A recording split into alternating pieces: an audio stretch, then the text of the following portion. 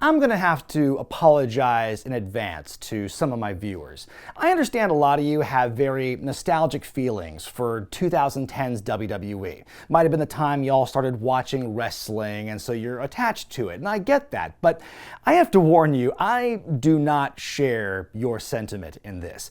As a matter of fact, I think that the early years of the PG era gave fans some of the, how do I put this delicately, some of the most dog shit programming they'd ever put out. I mean, between Super Cena, Randy Orton at his most uninteresting, kid-friendly DX, guest hosts, cheesy comedy skits, eternal 50-50 booking, and more, it was all the same old acts in a shiny, homogenized, boring package with very little room for new blood. Well, except for one place, that is, and that was ECW. But by 2010, the brand was extreme in name only. Anything resembling the original company by that point was purely coincidental, as it had become more of a training ground for WWE's developmental wrestlers, prepping them for bigger things on Raw or SmackDown.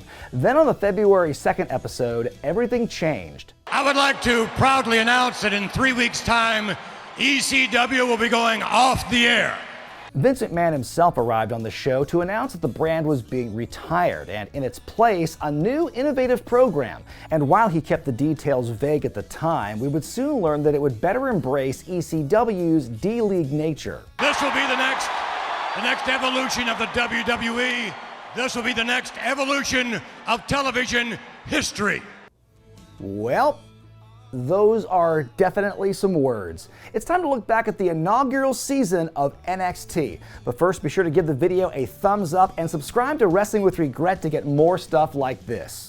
Here was the concept. 8 wrestlers from Florida Championship Wrestling, WWE's top farm system at the time, would be paired up with 8 main roster wrestlers in a protege-mentor deal. The rookies, as they were known, would compete in wrestling matches and skill challenges to win over not just the audience, but more importantly, the pros, as they had the power to rank and eliminate failing prospects. The last man standing after 15 weeks would be known as WWE's next breakout star, which not only means nothing, I don't know, it just feels like a kiss of death, like it's setting someone up for failure. This all seems really familiar to me. In an interview with Variety on The Change-Up, Vince McMahon said, quote, "These kids crash and burn a lot. By putting them into this environment, we'll find out if they can make it. There's no better way to develop skills than being in front of an audience, and that makes for good television." And you know what? He made a good point. Working down in FCW is one thing, but eventually these guys need to level up. And there were a lot of people languishing in developmental at this time. It was different and it accomplished a lot of their objectives, so why not? In the inaugural season, the rookies included Wade Barrett, David Otunga, Heath Slater, Justin Gabriel, Michael Tarver, Darren Young, and Skip Sheffield, aka Ryan Reeves, one of the finalists from the $1 Million Tough Enough. Most of these guys had been part of WWE developmental for at least 2 years by that point. Then there was Reeves, who had been part of the company's farm systems since 2004.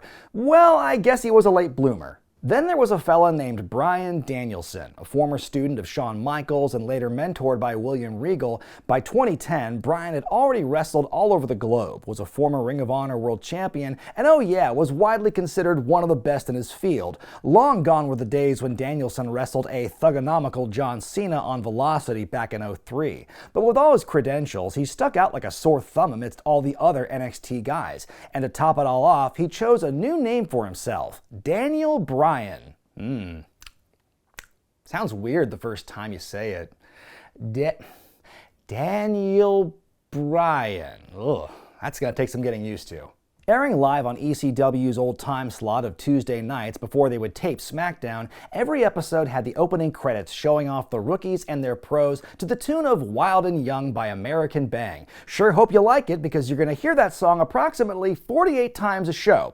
You'll hear it in the beginning, at the end, going to commercial, coming out of commercial, when somebody wins, when somebody loses, during hype videos, in your head while you're in the bathroom, in your nightmares, from the walls of your house. Yeah. It was a bit much. There were pairings like Chris Jericho with Barrett, Matt Hardy with Justin Gabriel, R-Truth and Otunga, and William Regal replacing MVP at the last minute to mentor Sheffield. Take a good look at the faces of Carlito and Michael Tarver, a stunningly accurate reflection of how little these guys wanted to be there. But no pairing was more instantly captivating than that of Bryan and his mentor, The Miz, who opened up the first episode by giving Daniel some career mode-ass objectives. I want you to go to the ring. Okay. I want you to introduce yourself. I want you to show personality. I want you to show charisma. Oh, and have a good catchphrase.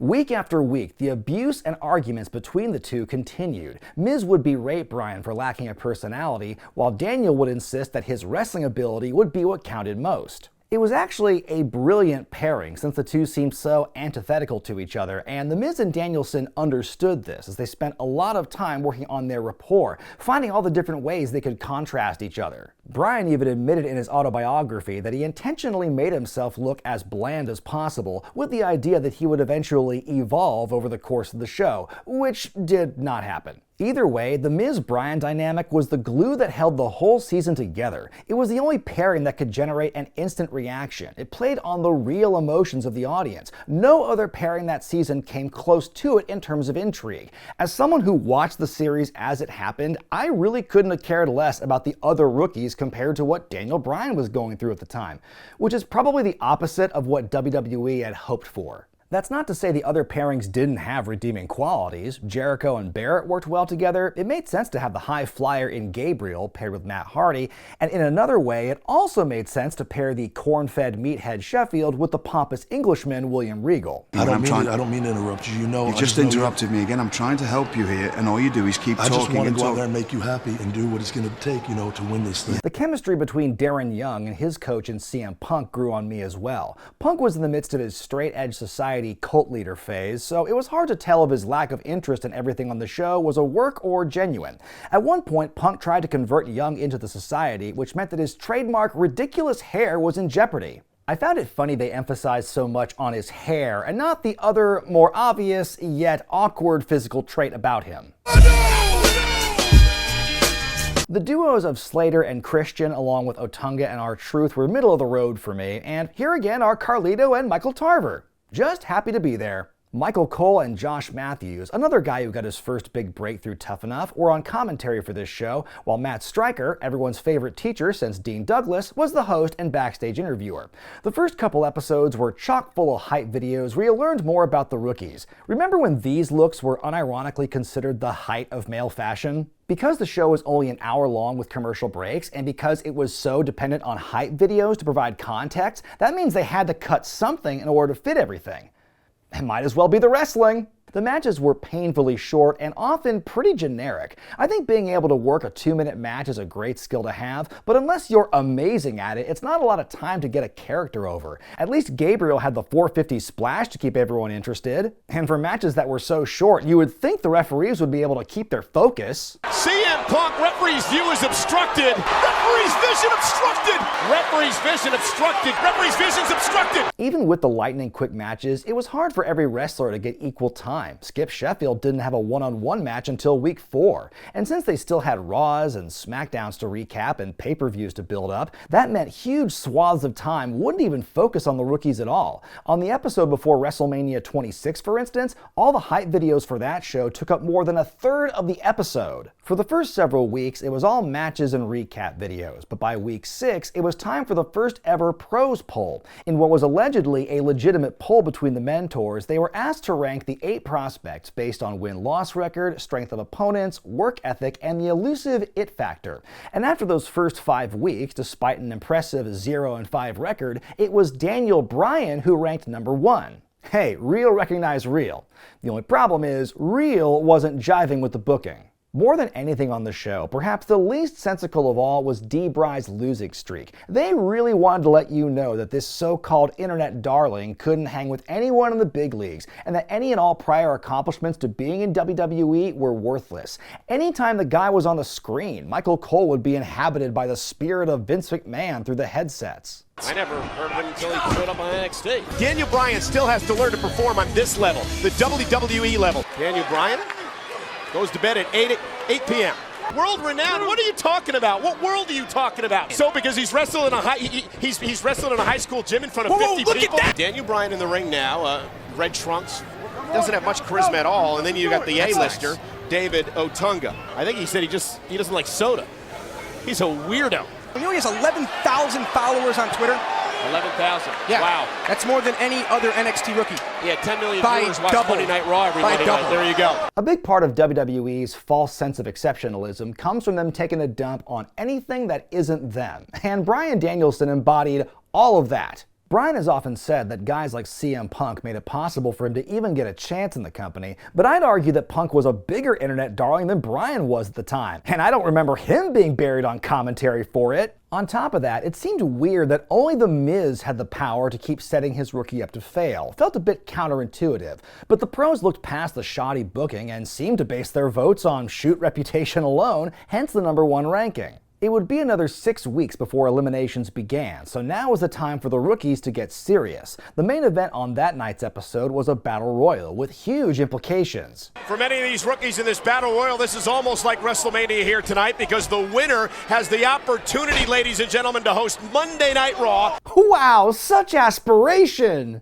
David A-list Otunga, then husband of famous person Jennifer Hudson, won the Battle Royal and became the host of Raw the following week. Pfft, look at that guy with his hands in his pockets. That shit's never getting over. On the Red Show, Otunga booked himself and John Cena against The Miz and The Big Show for the unified tag team titles. But instead of winning the belts with the biggest star in the company, he intentionally sabotaged himself, betraying Cena to curry favor with The Miz to help him win NXT, which made no damn sense. Don't you think that by winning a championship on the main roster, you could just bypass the whole competition process? If he had the power to make matches, couldn't he have signed himself to a singles championship match? Or better yet, signed himself to a deal? I thought this guy was Harvard educated. By the halfway point, things got really strange once the show began to embrace the reality TV side of things. The Seal the Deal Challenge. The Obstacle Course Challenge.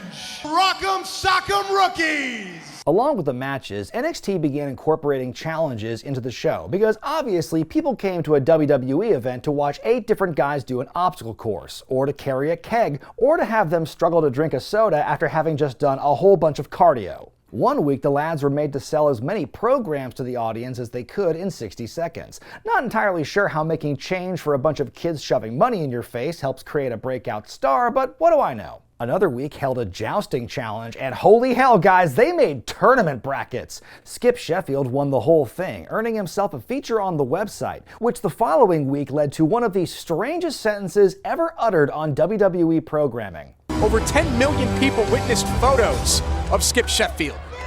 That had a real threatening aura about it. But it wasn't all Double Dare and American Gladiators. Take, for instance, the episode on April 13th from jolly foggy London town. You can tell they're there because of the double-decker bus. It was time for the Talk the Talk challenge, where each wrestler would have 30 seconds to riff on a word assigned to them. Daniel Bryan's word was passion. So, passion on the Daniel Bryan manliness meter is an 8. I love England! Justin Gabriel's topic was flowers, which he famously fumbled through, but honestly, it didn't help that he was in unfriendly territory. My name is Justin Gabriel, and I'm from Cape Town, South Africa. And, hey, what's wrong with that? Ja, ich liebe mit einer sehr African, and it's not bloody surprising, man. Skip Sheffield was given the word rainbows, and he just rattled off his catchphrases. Darren Young got toothpaste and used it to heal on the UK crowd. And bless their hearts, Wade Barrett and David Otunga were probably the only 2 guys not to shit the bed. There's nothing about Wade Barrett that's blasé. When I say I'm the best, I've proved that week in, week out. Sleep is something the A-lister David Otunga doesn't get very much of. I want to talk about the winds of change that are blowing through the WWE right now. You think I get this body by sleeping? Come on, man. You know how much work I got to put in at the gym? Wade Barrett is going to be the first ever English WWE heavyweight champion. For winning the competition, Wade earned the right to get his own theme song instead of coming out to Chris Jericho's, which he never actually got on the show, by the way. But my favorite part of the challenge, Michael Tarver butting in after losing to bust out some Cockney slang? If I had something to say to any one of you who look like you've had one too many Britney Spears in the first place, I would say it. Well, that settles it. That is the most interesting thing that guy does all season long. Tarver does not look good on this show. Every time there's a challenge, he either gets himself disqualified or flat out doesn't do them. And on top of that, his mic skills were near the bottom. You're looking at a pit bull off the leash, every last one of you. If silence is golden, then my words are invaluable. I'm so disrespectful because I'm something like a bulldog off a leash. So now he's a bulldog. I thought he was a pit bull. Whether I win or lose, I will not lose. In fact, his first win all season came in week 11 at the expense of fellow winless guy Daniel Bryan. What a nice gift for Carlito to hear his music one more time right before getting released from the company for refusing to go to rehab. After the course was complete, everyone was asked who they thought should be eliminated the following week. Most people targeted the clear frontrunners in Barrett and Otunga, while Tarver and Bryan were far more modest, nominating themselves, and their reward for their humility was getting cut by management the following week for essentially quitting. Oh, and Skip Sheffield got cut that night as well. I'd be pretty disappointed in all this if it didn't take all 8 of the rookies to beat 4 of Raw's lowliest jobbers the night before. Like Tarver, Daniel Bryan was booked to look like a complete loser, but at least during his farewell speech, he finally showed a bit of a spark. Daniel Bryan might be done, but Bryan Danielson, God knows what's going to happen to him. Oh man, what a cool line. If only the camera operator wasn't having a massive seizure during that. Was Vince screaming in his ear too or something? Anyway, don't worry about that line for another 9 years or so. We're at the home stretch 13 weeks in, and NXT is television's hottest new show. And if you don't believe me, just ask them. Welcome to television's hottest new show. Welcome to Tuesday's hottest show. Welcome to television's hottest new show. Welcome to television's hottest new show. Despite being eliminated the previous week, Michael Tarver and Daniel Bryan showed up again to talk some more. Tarver said he threw every competition in order to stand out, which, yeah, I guess he did that, while Daniel Bryan had some more pointed words for a certain snarky announcer. You are a poor man's replacement for JR. You're a poor man's... Oh, what a moment that is. Whoa. I gotta have a good reaction to that one, man. Oh, you know what I'll do? I'm gonna bust out an old one I haven't done in a while. Get ready for this, okay? You ready? Here we go. Nerdgasm! Oh yeah, also, why was Skip Sheffield's post-elimination talk in the back and not live? That's weird. It's time for the pros poll. Darren Young is gone, and we're down to the core. In the penultimate week of the show, Michael Cole came out with a bunch of security guards and Johnny Gargano to confront D-Bry and demand an apology for the prior week's assault. It was the most traumatic, the most unprofessional thing that has ever happened to me in my career. Really? That was the worst thing? We're just gonna memory hole Heidenreich, are we? I don't blame you. Daniel says sorry, not sorry, and calls Cole the worst announcer in WWE history. Cole responded by saying that Daniel had tapped himself out and that he was a loser with no heart. Get him, Daniel!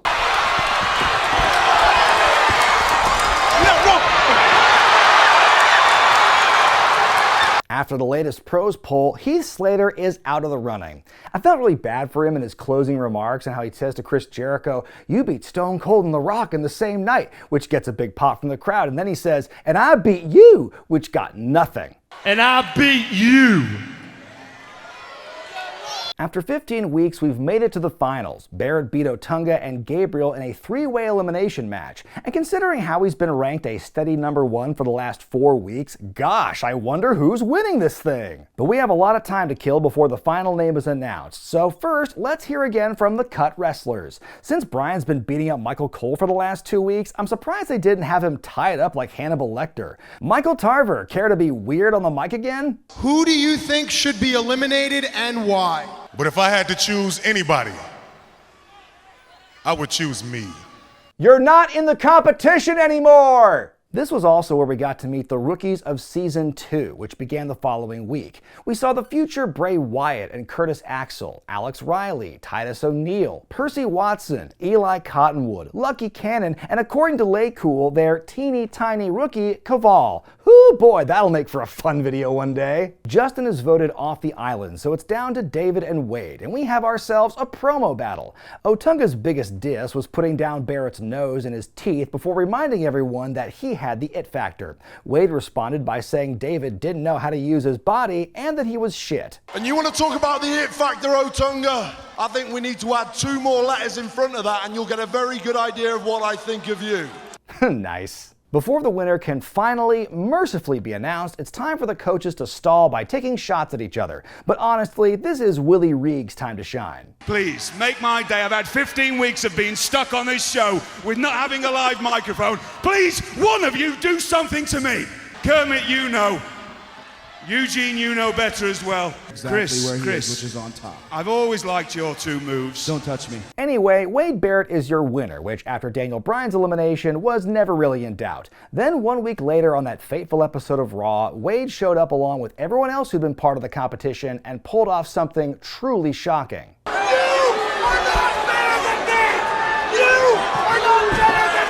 The Nexus was formed on that night. Daniel Bryan was briefly fired for both choking and spitting on people, and then the rest of 2010 got a little weird. But if you want to learn more about that, I've covered that as well. And that was season 1 of what used to be NXT.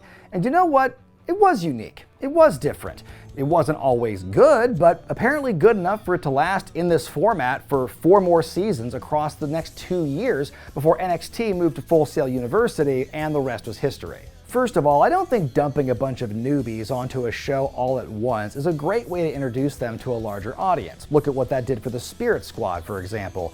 But by giving them each a mentor to work with and being slowly incorporated into Raw and SmackDown with them, it helped each of them form their own identities. There's a certain level of spontaneity on the show that I liked, and I think the promo-based challenges were among the best of the season, since those kind of exercises are a real learning experience at that scale.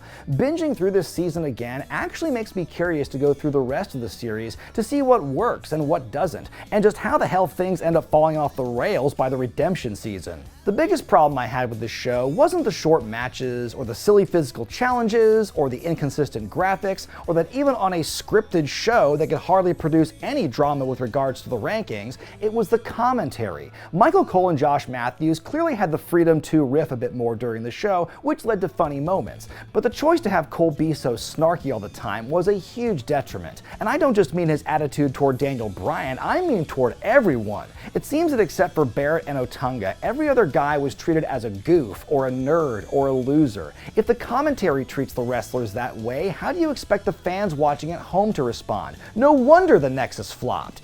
In all seriousness, the first season of NXT should be considered a success because things worked out pretty well for most of the original 8. Michael Tarver is the only one whose career didn't go anywhere after the Nexus ran its course, but besides that, while only one would become a future world champion and main eventer, most of the others would go on to have pretty lengthy runs in WWE. Heck, the original winner is still there, killing it on commentary as we speak. So while the first season of NXT was an odd pivot from ECW, it wound up being a wise choice for WWE, as that brand has lasted longer than not only the original ECW, but also their own version. Which, in a way, I guess is kind of sad, but hey, at least I picked the winning team. What did you think of Season 1 of NXT? Let me know in the comment section below. I'm Brian Zane, and I'll see you next time.